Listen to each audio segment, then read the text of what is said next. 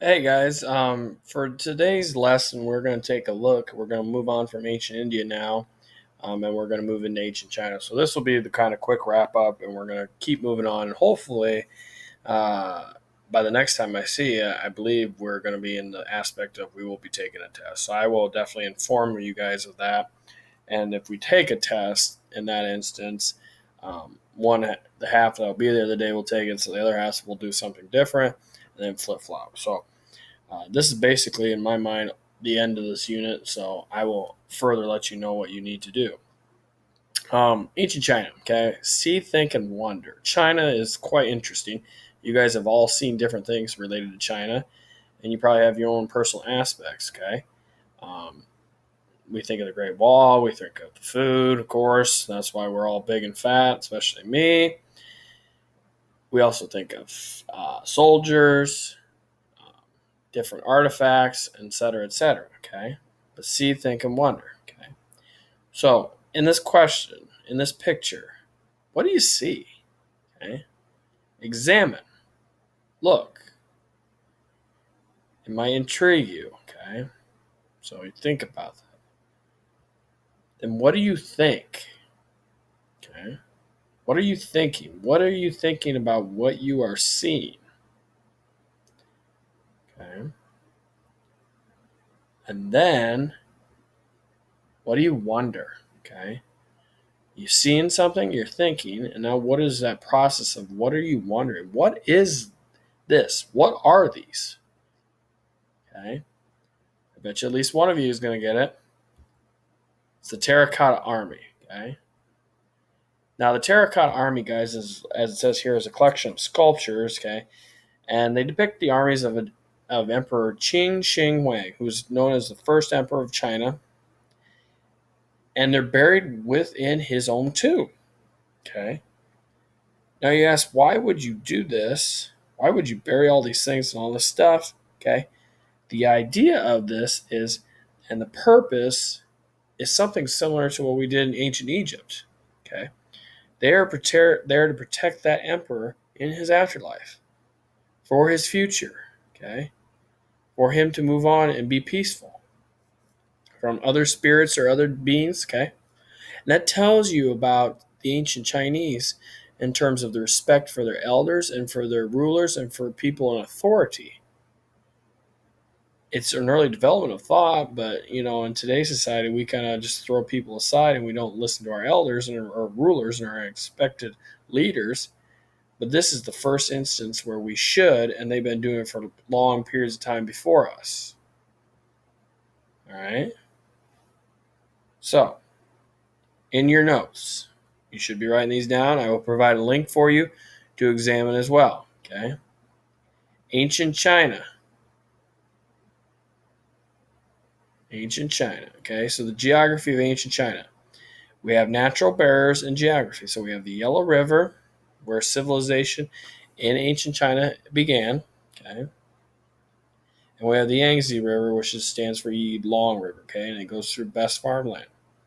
Now, ancient China, guys, has rivers, as over time goes, they flood and they recede.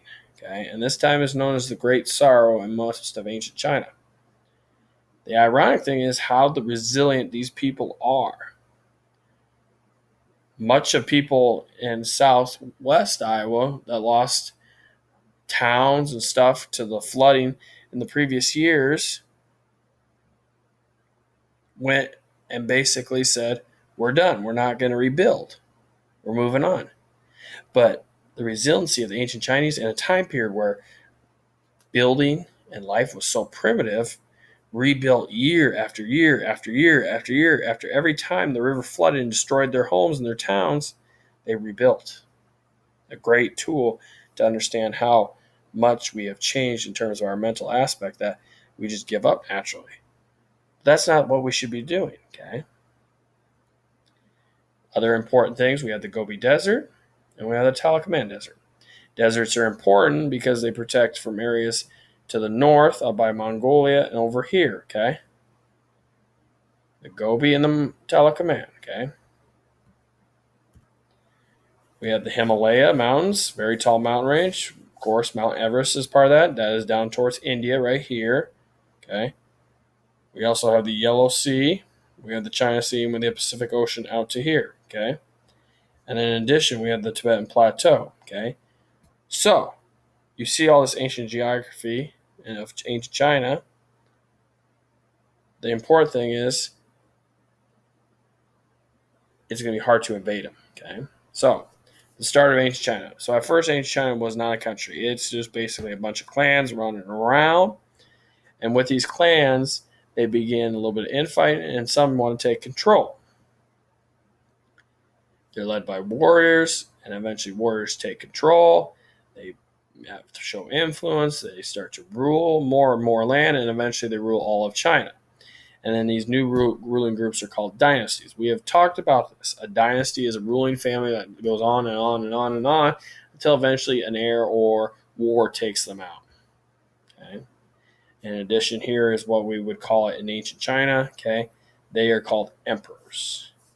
Now, dynasties claim they had the right to rule because of the mandate of heaven. This term is kind of interesting, and it basically lays out reasons why they should rule and why they will continue to rule. Okay, so 4 basic rules, and you should all be writing this down. Is the right to rule is given by heaven.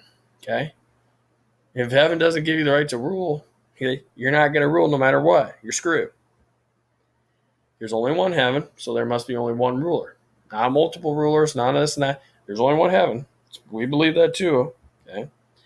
The right to rule is based on being a good and honorable leader. And then finally, the right to rule is not limited to one dynasty. Okay. Now, I lay it out here. You do not have to write these down, guys. But as you look, these dynasties are broken up into different time periods, and all of them had significant glimpses and looks in terms of history and show an importance of how ancient China has grown over the time period that they were kind of by themselves. Now, you will complete a different worksheet after this, but I will just talk about one more. What do you see? What do you hear? Okay, so what do you see? What do you think? Okay. What do you wonder?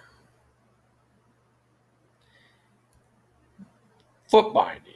Okay, so foot binding actually was an old Chinese kind of trait, I would say. Okay, where they would bind your feet to try to make your feet look a certain way and all this stuff. But actually, it was kind of gross, and you guys can see by the foot down here. This is what a normal foot's supposed to look like, and that's what a foot looks like after foot binding. So basically, it creates a lifelong disability of your foot, and the practice did not start being discontinued actually until the early 20th century, which is the 1900s. Okay, so there's probably still some people that have suffered from this in the current time period, but very nasty. Okay, so if you got any questions, let me know. Like I said before, we'll probably be moving on, and I'll let you know about tests next time.